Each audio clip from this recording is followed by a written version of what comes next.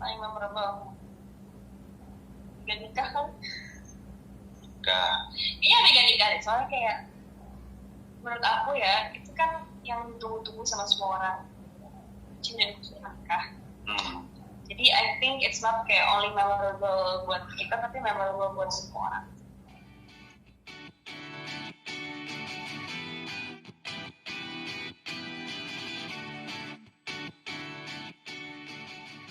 Aktor idola kalian, apa yang menginspirasi dari sosok itu?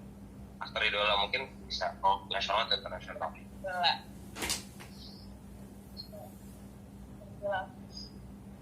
Luar bebas ya, luar boleh. Bebas. Kalau aku Leonardo DiCaprio. Ya keren. Kenapa? Apa ya? Sebenarnya dua, Leonardo sama Christian Bale. Kalau untuk Leonardo DiCaprio itu dia bisa menyampaikan, dia bisa membangun dan dia bisa menyampaikan emosi dia sampai ke gua. Jadi mungkin penonton banyak, tapi menurut gua sampai ke gua. Itu kalau Christian Bale, dia bisa berubah menjadi orang yang aktor watak ya, dia bisa berubah jadi orang yang berbeda. Hampir mirip sama Johnny Depp, cuman sebagai Christian Bale. Aku sama kita emang agak mirip, jadi kalau dibawa ke dunia nyata kayaknya Emang Aiko ya begitu, cinta juga begitu ya. ya kebetulan kayak gitu. Nah kalau Rangga nih mungkin dari dinginnya atau marahnya gitu, pernah nggak sih ketawa atau gaya ngomongnya gitu kan, ini samudra banget tuh gitu. Nggak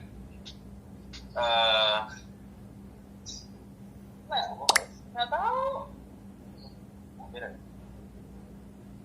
kamu ngomong sama dia beda sih. Ke bawah, tapi ya kan?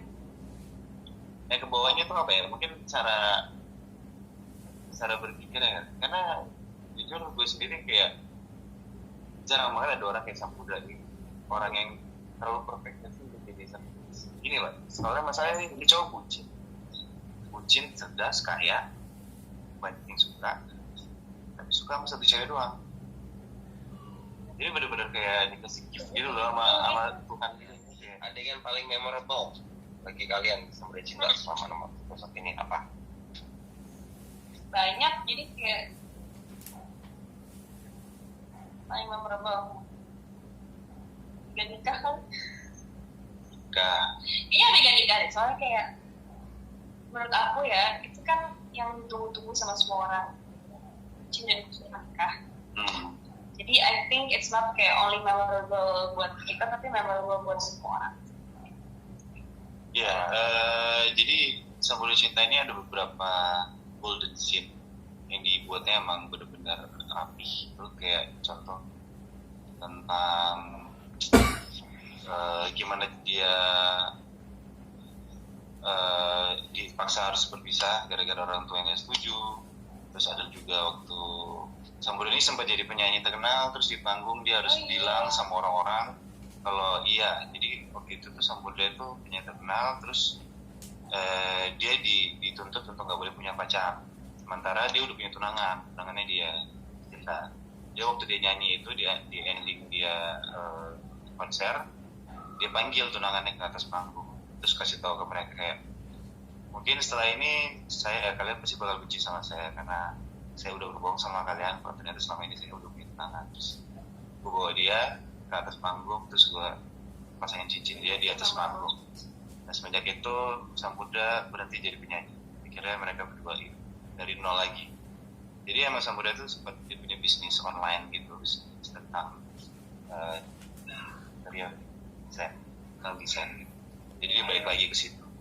Banyak sih, itu ada di YouTube semua sih. Nah itu Rangga itu balik lagi tuh kalian sorry khususnya Rangga yang mendalami karakter antara Rangga satu, berarti ada 3 Rangga kita ngomongin ya. Rangga yang kerja, Rangga yang nikah, dan Rangga jadi bapak. Itu gimana sih cara Rangga mendalami karakter masing-masing? Apakah memang sebenarnya Rangga itu ada satu benang merah yang ini sifatnya Rangga gini, cuman satu yang Rangga satu ini lebih emosional, jadi dulu sih kalau awal selalu kalau misalnya ada satu judul gue selalu observasi itu adalah secara logika dulu sebelum gue nyari kira-kira kira-kira peran apa ya atau enggak karakter apa yang biasa ada di film lain yang bisa gue ambil sih. Bisa gue pakai logika dulu. Kalau misalkan ya, kalau sang muda-muda dia tinggal sama ibunya, dia tinggal berdua sama ibunya, dia kerja keras, dia cari uang dari musik dan segala macam, dia cuma ada motor satu, dia hidup berkecukupan. Otomatis dia ada sisi cengengnya dia sebetulnya, karena dia butuh rindu ayah, dia rindu seorang orang tua yang dari cowok.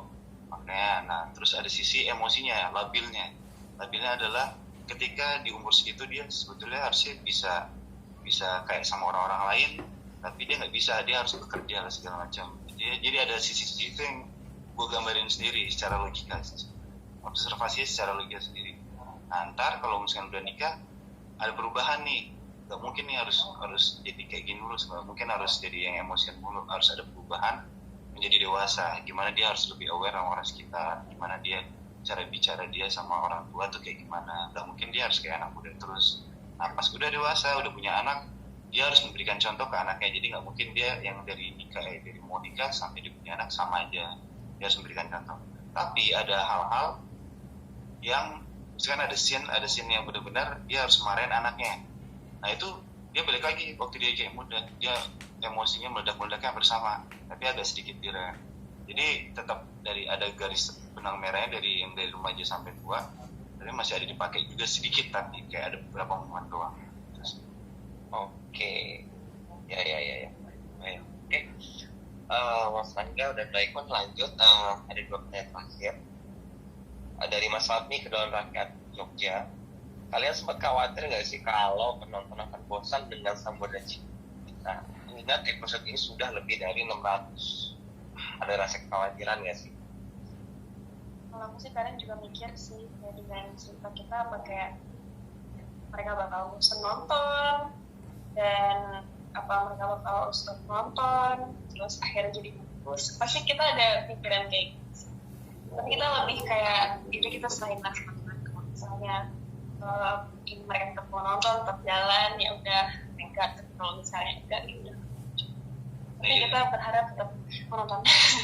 Kita tetap lakukan yang terbaik sih sesuai apa yang di skenario, karena skenario kan tetap juga penulis dan orang kantor yang tahu awalnya, dan mereka juga yang approve itu buat kita lakuin. Kadang emang kita kayak kok tiba-tiba kayak gini ya ceritanya, cuma ada pikiran kayak gitu. Tapi kan itu balik lagi orang-orang kantor dan penulis yang ngerti soal itu, kenapa dia nulis kayak gitu. Mereka tahu lebih dari kita sih. Oke, berarti sebenarnya ya udah pas aja, penting itu beres aja, profesional ya. Oke, ini pertanyaan terakhir dari Mbak Naomi Tablet Nyata. Kegiatan apa saja yang biasa dilakukan Azam dan Haiko saat syuting? Bagaimana upaya menghilangkan penat di waktu syuting yang lama? Ini kayaknya juga dijawab sih, tapi boleh diulang lagi nih buat Mbak Naomi, kayak baru join deh. Kalau Haiko, apa yang dilakukan pas kita lagi penat? Penat. Bosan. Oh, bosan. Bosan. Ya biasanya sih nonton film, main game, terus ini gitu doang. Yes. Tadi gue nonton Netflix, main PS, FIFA. Haiko masih tanaman itu masih nyara udah enggak ya? Masih juga di. Iya, aku masih kamar aku masih kayak hutan. Banyak tanamannya, terus semakin lama semakin menambah. Ya, kasih monyet jadi Tarzan. Kayak susah tahu tuh kayak. Oke, kasih monyet. Oke. Kalau tadi orangnya main game Netflix ya. Oke, teman-teman media mungkin ada lagi mau tanyakan? Oke, ada.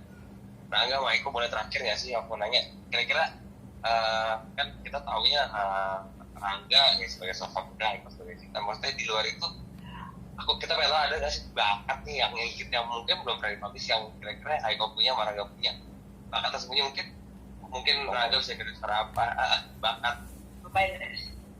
Kalau inner talent sih. Hidden talent kan? Talent.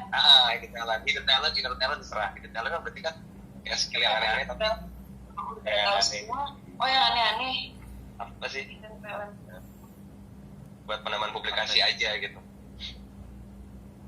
Sebenarnya Ada nggak yang Enggak deh. yang lain itu siapa? Tapi aku nggak mau tunjukin karena aneh. Apa ya? Aku bisa kayak kalau misalnya ini orang lagi main bola, referee-nya, aku bisa bikin peluit sendiri. Oh dia bisa bikin suara peluit. Suara Oh, peluit iya, iya, sendiri, iya. ya. Loh, coba emang kenapa aneh? Aku kan nggak apa-apa. Ribut, jangan. Coba. Orang pada puasa. Nggak apa-apa. Coba. Benar nih. Ya. Ya nggak apa-apa. Nah, Itu coba. bisa. Aku dulu sering banget kayak ngeprank teman-teman aku gitu kalau lagi pada main bola. Aku gitu. Oh jadi kayak whistle ya. Kok Jadi dia berarti. Coba. Karena udah stop. coba lagi. Nah, itu susah loh. Pak, gue pernah nyobain loh. Itu susah bener. Dia pakai suara tinggi ya. Iya nih. Ya, cuman di bibirnya dia gitu. Jadi susah banget. Jangan-jangan itu juga saya voice di Maria Carey lagi enggak ya? Kenapa? Saya voice juga lagi kayak Maria Carey. Kalau nyanyi enggak? Apa? Pakai kayak Maria Carey. Head voice suara Mbak. Enggak bisa. Nggak bisa. Aku bisanya falset. Kalau Rangga apa nih Mariah yang Carey itu kebetulan kan sih. kalau Rangga yang mana Carey? Nggak ada kayaknya. Masa sih? Dan talentnya nggak tau nggak ada kayaknya. Masa nggak ada? Pakai itu nggak ada? Nyayangin orang kayak gitu. Ya elah.